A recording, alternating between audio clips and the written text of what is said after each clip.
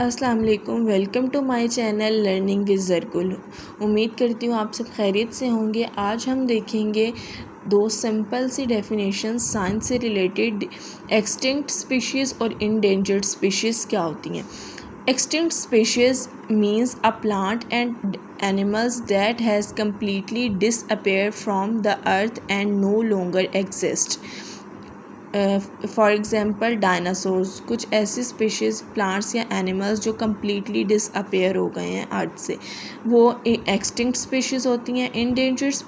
Endangered mean plant and animals that is in danger of disappearing from the earth. Example, some animals like pandas and tigers are endangered because their homes are being destroyed.